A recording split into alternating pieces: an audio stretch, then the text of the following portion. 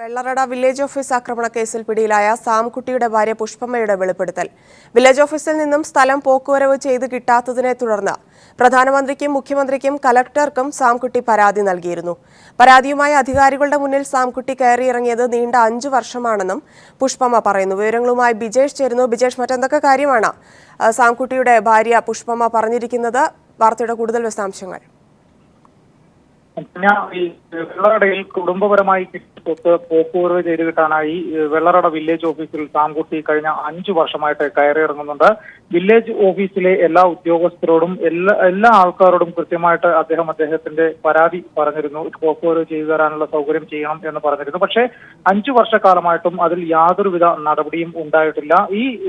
ഈ സ്ഥലം പോക്കുവരവ് ചെയ്ത് കിട്ടുന്നതിന് വേണ്ടി മാത്രമായിട്ട് 1.5 ലക്ഷത്തിലധികം രൂപയാണ് സാംകുട്ടി ഇവർക്ക് കൈക്കൂലിയായിട്ട് തന്നെ നൽകിയിരുന്നത്.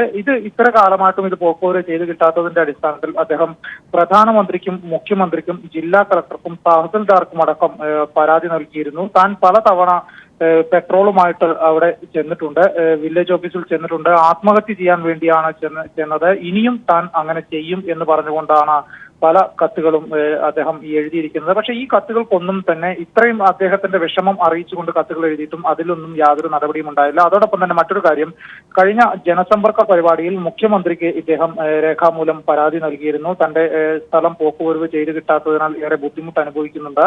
കഴിഞ്ഞ കുറെ വർഷക്കാലമായിട്ട് അദ്ദേഹം ഒരു അസുഖത്തിന് ചികിത്സയിലായിരുന്നു. ഈ ചികിത്സയുടെ ഭാഗമായിട്ട് എടുത്ത കടവും മറ്റാവശ്യങ്ങൾക്കെടുത്ത തുകയും അടക്കം തന്നെ KSFയും മറ്റ് സ്വകാര്യ കമ്പനികളിൽ നിന്നുമായിട്ട് 35 ലക്ഷത്തിലധികം രൂപ ഇദ്ദേഹത്തിന് കടബാധ്യതയുണ്ട്. ഇത് വീടണമെങ്കിൽ ഈ സ്ഥലം പോക്കുവരവ് ചെയ്ത് കിട്ടി അത് വിറ്റ് കിട്ടുന്ന കാശ് കൊടുത്താൽ മാത്രമേ സാധിക്കുകയുള്ളൂ. അതുകൊണ്ട് തന്നെ ഈ സ്ഥലം വിറ്റ് കിട്ടാൻ പോക്കുവരവ് ചെയ്ത് കിട്ടാനുള്ള നടപടികൾ സ്വീകരിക്കണമെന്ന് ജനസമ്പർക്ക പരിപാടിയിൽ ആവശ്യപ്പെട്ടു. പക്ഷേ അതിനും യാതൊരു നടപടിയും ഉണ്ടായില്ല. അപ്പോൾ നമുക്കറിയാം, ഇദ്ദേഹത്തിന് കഴിഞ്ഞ 5 വർഷക്കാലമായിട്ടും സർക്കാർ സംവിധാനങ്ങൾ അവഗണിച്ചതിലുള്ള കടുത്ത നിരാശയിലാണ് കഴിഞ്ഞ ശനിയാഴ്ച അദ്ദേഹം വില്ലേജ് ഓഫീസിന് തീയിടുന്ന ഒരു നടപടിയിലേക്ക് എത്തിയത്. വില്ലേജ് ഓഫീസിന് തീയിട്ട ശേഷം അദ്ദേഹം തന്റെ അടൂരിലുള്ള വീട്ടിലേക്കാണ് വന്നത്. ഇന്നലെ വൈകിട്ടാണ് അദ്ദേഹത്തെ അടൂരിലെ വീട്ടിൽ നിന്നും പ്രത്യേക അന്വേഷണ സംഘം അറസ്റ്റ് ചെയ്തു പോയത്. നമുക്ക് കൃത്യമായിട്ട് തന്നെ ഇതിൽ നിന്ന് പറയാം, 1.5 ലക്ഷത്തിലധികം രൂപ കൈക്കൂലിയായിട്ട് നൽകിയിട്ടും കഴിഞ്ഞ 5 വർഷക്കാലമായിട്ട് സാംകുട്ടി എന്ന് പറയുന്നയാളെ വില്ലേജ് ഓഫീസറും അതുമായി ബന്ധപ്പെട്ട ഉദ്യോഗസ്ഥരും തന്റെ സ്ഥലം പോക്കുവരവ് ചെയ്തു കൊടുക്കാതെ ബുദ്ധിമുട്ടിച്ചതിലുള്ള ഒരു നിരാശയിലാണ് അദ്ദേഹം വില്ലേജ് ഓഫീസിന് തീയിട്ടത്. ബിജേഷാണ് വിശദാംശങ്ങൾ നൽകിയത്. People exclusive. സംസ്ഥാനത്ത് അനധികൃത ബാറുകൾ പ്രവർത്തിക്കുന്നതായി പീപ്പിൾ വാർത്താ സംഘത്തിന്റെ കണ്ടെത്തൽ. 5 സ്റ്റാർ ബാർ ലൈസൻസിന്റെ മറവിൽ 5 സ്റ്റാർ ഹോട്ടലുകളിലാണ് അനധികൃത ബാറുകൾ പ്രവർത്തിക്കുന്നത്. ബാറുകളുടെ നിയമലംഘനത്തിന്റെ തെളിവുകൾ പീപ്പിൾ TV പുറത്തുവിട്ടു. എന്നാൽ അനധികൃതമായി ഒന്നുമില്ലെന്ന് ലേക്ക് പാലസ് അധികൃതർ പറഞ്ഞു. റെസ്റ്റോറന്റിലെ ബാർ തന്നെയാണ് പ്രവർത്തിക്കുന്നതെന്ന് hotel food and beverages director Manoj Kumar പറഞ്ഞു. സംസ്ഥാനത്ത് 5 സ്റ്റാർ ഹോട്ടലുകളിൽ അനധികൃത ബാറുകൾ പ്രവർത്തിക്കുന്നുവെന്ന വിവരത്തിന്റെ അടിസ്ഥാനത്തിലാണ് പീപ്പിൾ വാർത്താസംഘം സത്യാവസ്ഥ തേടിയിറങ്ങിയത്. തിരുവനന്തപുരം കഠിനംകുളത്തുള്ള ലേക്ക് പാലസ് ഹോട്ടലിലെത്തിയ ഞങ്ങൾ ആദ്യം ബാറിന്റെ കാര്യം റിസപ്ഷനിൽ ചോദിച്ചു. അവിടെയുണ്ടായിരുന്ന ജീവനക്കാരൻ എക്സിക്യൂട്ടീവ് ബാറിലേക്കാണ് ഞങ്ങൾക്ക് വഴികാട്ടിയത്. എക്സിക്യൂട്ടീവ് ബാറിലെത്തിയപ്പോൾ അവിടെ യാതൊരു വിദേശ മദ്യവും എക്സിബിറ്റ് ചെയ്തിട്ടില്ലായിരുന്നു. സംശയം കൊണ്ട് ചോദിച്ച ഞങ്ങളോട് ലോക്കൽ ബാർ തൊട്ടടുത്ത റൂമിലുണ്ടെന്നും അവിടെ പോകുന്നതാണ് സാമ്പത്തികമായി ലാഭമെന്നും ബാർ ജീവനക്കാരൻ പറഞ്ഞു. ലോക്കൽ ബാറിലെത്തിയ ഞങ്ങളെ ഞെട്ടിച്ചത് 5 സ്റ്റാർ ഹോട്ടലിൽ പ്രവർത്തിക്കുന്ന ലോക്കൽ ബാറിന്റെ പോലും നിലവാരമില്ലാത്ത കൗണ്ടറിൽ നിന്നുപോലും മദ്യപിക്കുന്നവരുടെയൊക്കെ നിറഞ്ഞ സാന്നിധ്യമുള്ള ബാറിന്റെ കാഴ്ചയായിരുന്നു. ഇവിടെ മദ്യം വേണമെങ്കിൽ ആദ്യം കൗണ്ടറിൽ പോയി ആവശ്യമുള്ള മദ്യത്തിന്റെ പേര് പറഞ്ഞ് പണം നൽകി ബില്ല് വാങ്ങണം. അതിനുശേഷം ഈ ബില്ലുമായി മദ്യം വിളമ്പുന്ന കൗണ്ടറിലെത്തി മദ്യം വാങ്ങി അവിടെ നിന്ന് കഴിക്കുകയോ മുൻവശത്തിട്ടിരിക്കുന്ന കസേരകളിലിരുന്ന് കഴിക്കുകയോ ചെയ്ത് മടങ്ങണം. 100 കണക്കിന് മത്സ്യത്തൊഴിലാളികളാണ് ദിവസവും ഈ സ്റ്റാർ ഹോട്ടലിന്റെ പുറത്തുള്ള ഊടുവഴിയിലൂടെ മദ്യപിക്കാനായി എത്തുന്നത്. മദ്യത്തിന്റെ ബില്ല് ചോദിച്ച ഞങ്ങൾക്ക് ഒരു തുണ്ടുകടലാസിൽ തുക രേഖപ്പെടുത്തി ജീവനക്കാരൻ നൽകുകയായിരുന്നു.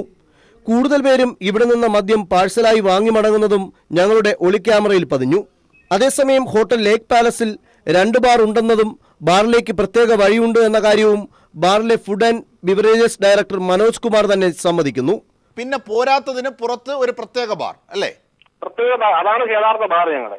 അതിന്റെ ബാറിൽ നമ്മുടെ സാധാരണ നമ്മുടെ റെസ്റ്റോറന്റിന്റെ ഹോട്ടലിന്റെ ബാക്ക് സൈഡിൽ വഴിയുള്ള ഇതാണ്. നിങ്ങളുടെ എക്സിക്യൂട്ടീവ് ബാറിലും ഈ ബാറിലും മദ്യത്തിന് ഒരേ വിലയാണോ? നമുക്കത് ഒരു ഡിസ്കൗണ്ടഡ് റേറ്റിലാണ് അവിടെ കൊടുക്കുന്നത്. എക്സൈസ് ഹെഡ്ക്വാർട്ടേഴ്സിൽ നിന്ന് 15 കിലോമീറ്റർ ദൂരത്തിലും കടനംകുളം പോലീസ് സ്റ്റേഷനിൽ നിന്ന് 300 മീറ്റർ അകലെയുമാണ് ഈ നിയമലംഘനം നടക്കുന്നത്. കൊച്ചി, കൊല്ലം തുടങ്ങിയ ജില്ലകളിലും ഇത്തരത്തിൽ അനധികൃത ബാറുകൾ പ്രവർത്തിക്കുന്നുണ്ട്. രാവിലെ 7:30 പ്രവർത്തനം ആരംഭിക്കുന്ന ഈ ബാറാണ് 5 സ്റ്റാർ കാറ്റഗറിയിൽപ്പെട്ട സർക്കാർ ലൈസൻസ് കൊടുത്ത് ഇപ്പോഴും പ്രവർത്തിക്കുന്നത്. എക്സൈസ് അധികാരികളും അതുപോലെ മറ്റെല്ലാവരും കണ്ണടച്ചുകൊണ്ടുള്ള ഒരു സമീപനം തന്നെയാണ് ഇതിനുള്ളിലൊന്നതും ശ്രദ്ധേയമാണ്. ക്യാമറാമാൻ ദേവദത്തിനൊപ്പം സുനിൽ അരിമാനം. CPIM ഓൺലൈൻ വഴി സംഭാവന സ്വീകരിക്കുന്നതിന്റെ വെബ്സൈറ്റ് തിരുവനന്തപുരത്ത് ഉദ്ഘാടനം ചെയ്തു. EMSന്റെ മകൾ ഡോക്ടർ മാലതിയാണ് ഉദ്ഘാടനം നിർവഹിച്ചത്. വിവരങ്ങളുമായി സുനിൽ അരിമാനൂർ ചേരുന്നു. സുനിൽ, എപ്പോഴായിരുന്നു ഉദ്ഘാടന കർമ്മം നടന്നത്? ഏതൊക്കെ പ്രമുഖരാണ് ചടങ്ങിൽ പങ്കെടുത്തത്? മറ്റു വിശദാംശങ്ങൾ. CPIM ഓൺലൈനിലൂടെ സംഭാവന സ്വീകരിക്കുന്നതിന്റെ വെബ്സൈറ്റിന്റെ ഉദ്ഘാടനമാണ് അല്പം മുമ്പായി AK സെന്ററിൽ നടന്നത്. CPIM ഓൺലൈനായി സംഭാവന സ്വീകരിക്കുന്ന ചടങ്ങിന്റെ ഉദ്ഘാടനം EMSന്റെ മകൾ ഡോക്ടർ മാലതിയാണ് നിർവഹിച്ചത്. ഡോക്ടർ മാലതി അവരുടെ പെൻഷനിൽ നിന്ന് 10,000 രൂപ ഓൺലൈനായിട്ട് CPIMന് സംഭാവന ചെയ്തുകൊണ്ടാണ് ഉദ്ഘാടനം നിർവഹിച്ചത്. മാക്സിമം 20,000 രൂപ വരെയാണ് ഈ ഓൺലൈനിലൂടെ സംഭാവന നൽകാനായി സാധിക്കുന്നത്. കോർപ്പറേറ്റുകളുടെയും അതുപോലെയുള്ള വൻകിട കുത്തകളുടെയും ആരുടെയും സഹായം സ്വീകരിക്കാൻ CPIM തീരുമാനിച്ചിട്ടില്ല എന്ന് വ്യക്തമാക്കുകയുണ്ടായി. ഈ ഒരു ഇതിന്റെ ഭാഗമാണ്, അതായത് ലഭിക്കുന്ന പണത്തിന്റെ സുതാര്യത ഉറപ്പുവരുത്തുന്നതിനും അത് കൃത്യമായി തന്നെ ഉപയോഗിക്കുന്നതിനും വേണ്ടിയിട്ടാണ് ഇത്തരത്തിലുള്ള ഒരു ഓൺലൈൻ സംവിധാനം കൊണ്ടുവന്നത് എന്നാണ് ആമുഖ പ്രഭാഷണം നടത്തിയ CPIM സംസ്ഥാന സെക്രട്ടേറിയറ്റ് അംഗം ആനത്തലവട്ടം ആനന്ദൻ വ്യക്തമാക്കിയത്. നാടിന്റെ നന്മയ്ക്ക് നിങ്ങളുടെ സംഭാവന എന്നുള്ള ഒരു മുദ്രാവാക്യം ഉയർത്തിയാണ് ഈ ഒരു ഓൺലൈൻ CPIM Kerala.org എന്ന ഓൺലൈൻ വഴി സംഭാവന സ്വീകരിക്കാനായിട്ട് CPIM തീരുമാനിക്കുകയും അതിന്റെ വെബ്സൈറ്റ് ഇനാഗുറേഷൻ നടത്തുകയും ചെയ്തിരിക്കുന്നത്. ഈ ഒരു സൈറ്റ് വഴി മാക്സിമം 20,000 രൂപ വരെയാണ് മാക്സിമമായി ഓൺലൈൻ വഴി സംഭാവന ആർക്ക് വേണമെങ്കിലും ഇതിലേക്ക് ചെയ്യാവുന്നതാണ്. കാരണം അത് ഇൻകം ടാക്സിന്റെ ഒരു പരിധി കണക്കാക്കിക്കൊണ്ട് തന്നെയാണ് അത്തരത്തിലൊരു സംഭാവന പരിധി വെച്ചിരിക്കുന്നത്.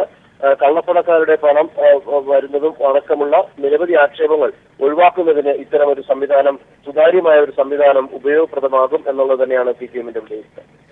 സുനിൽ അരിമാനൂറാണ് വിശദാംശങ്ങൾ നൽകിയത്. UDFും RSSും കേരളത്തിലെ ജനവിധി ഭയക്കുകയാണെന്ന് CPIM പോളിറ്റ് ബ്യൂറോ അംഗം പിണറായി വിജയൻ. ഇരുവിഭാഗവും വലിയ അവകാശവാദങ്ങളൊന്നും നടത്താത്തത് ജനങ്ങൾ കൈയൊഴിഞ്ഞതുകൊണ്ടാണെന്നും പിണറായി വിജയൻ മലപ്പുറം മങ്കടയിൽ പറഞ്ഞു. ജനങ്ങൾ പൂർണ്ണമായി UDFിനെ കൈയൊഴിഞ്ഞിരിക്കുന്നു. UDFിന് അതുകൊണ്ട് തന്നെ ജനവിധിയെ ഭയമാണ്. ജനവിധിയെ ഭയപ്പെടുന്നത് UDF മാത്രമല്ല, ജനവിധിയെ RSSും ഭയപ്പെടുകയാണ്. RSS എന്തുകൊണ്ടാണ് ഭയപ്പെടുന്നത്? RSS നേരത്തെ നല്ല ഹരത്തിലായിരുന്നു, വലിയ അവകാശവാദമൊക്കെ പുറപ്പെടുവിച്ചിരുന്നു. എന്തോ ഒരു മനക്കോട്ടെ അവർ കിട്ടിയിരുന്നു. പിന്നെ മനസ്സിലായി ഒന്നും നടക്കില്ല. ഇപ്പോൾ വലിയ അവകാശവാദമൊന്നുമില്ല. ഉമ്മൻചാണ്ടിക്കെതിരെ VS അച്യുതാനന്ദൻ. വെള്ളാപ്പള്ളിക്ക് എത്ര ഭൂമി നൽകിയെന്ന് ഉമ്മൻചാണ്ടി വ്യക്തമാക്കാമോ എന്ന് VS ചോദിച്ചു. BJPക്കെതിരായ ആന്റണിയുടെ പ്രസ്താവന ഉമ്മൻചാണ്ടിയുടെ നീക്കങ്ങൾ അറിഞ്ഞിട്ടാണോ എന്നും VS ചോദിച്ചു. BJPയുമായി കൂട്ടുകെട്ടിന് ഒരു പാലമായി വെള്ളാപ്പള്ളി നടേശനെ ഉപയോഗിക്കുകയാണ് ഉമ്മൻചാണ്ടി ചെയ്യുന്നത്. BJP ഇല്ലാത്ത ഒരു കേരള അസംബ്ലി ആയിരിക്കണം ഈ തെരഞ്ഞെടുപ്പിൽ ഉണ്ടാവേണ്ടത് എന്നാണ്.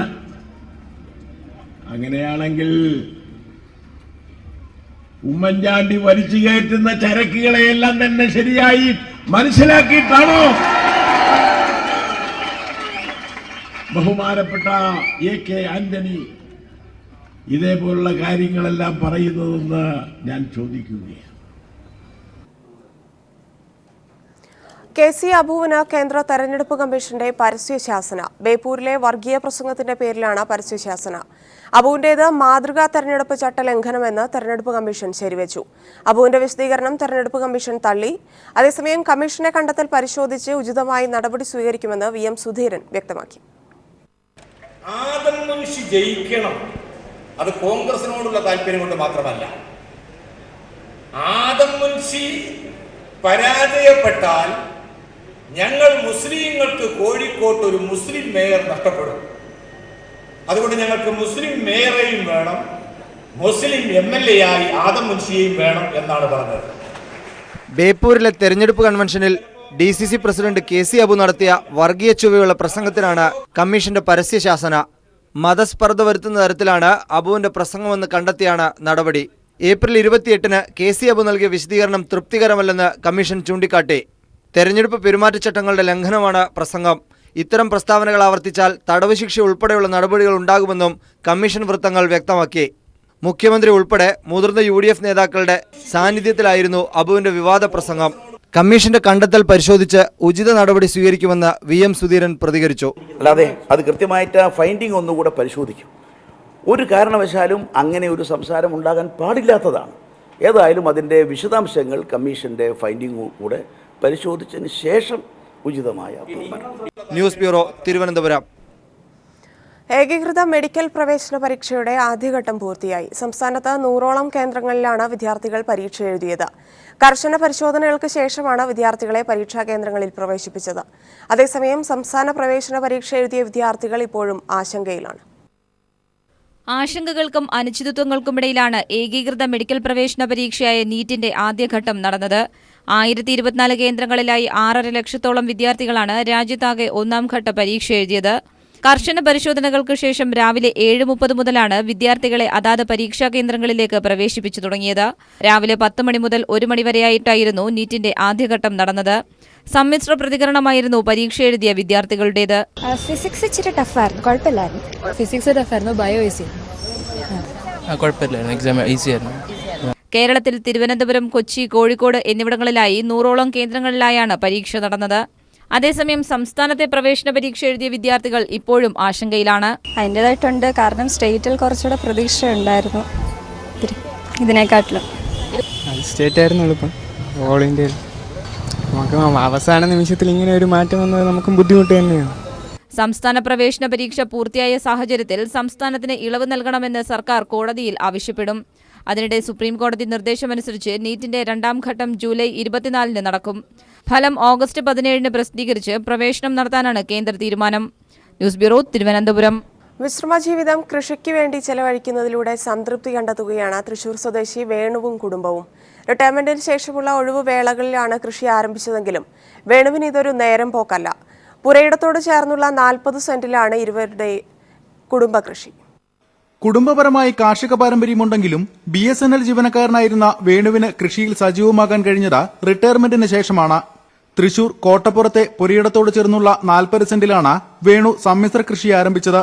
ഓരോ തരിമണ്ണിനെയും അടുത്തെറിഞ്ഞ് കൃഷിക്കിറങ്ങിയ വേണുവിനെ സഹായിക്കാൻ ഭാര്യ തനൂജയും ഒപ്പം ചേർന്നു.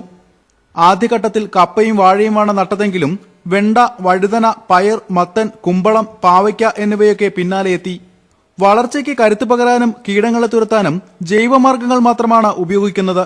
വീട്ടിലെ ആവശ്യം കഴിഞ്ഞാൽ വിൽപ്പനയ്ക്ക് നൽകാനും പച്ചക്കറികൾ ധാരാളമുണ്ടാകും. സാമ്പത്തിക നേട്ടത്തിന് പുറമെ സ്വന്തമായി കൃഷി ചെയ്യുന്നതിന്റെ സംതൃപ്തി ഒന്ന് വേറെ തന്നെയാണെന്നാണ് വേണുവിന്റെ അഭിപ്രായം.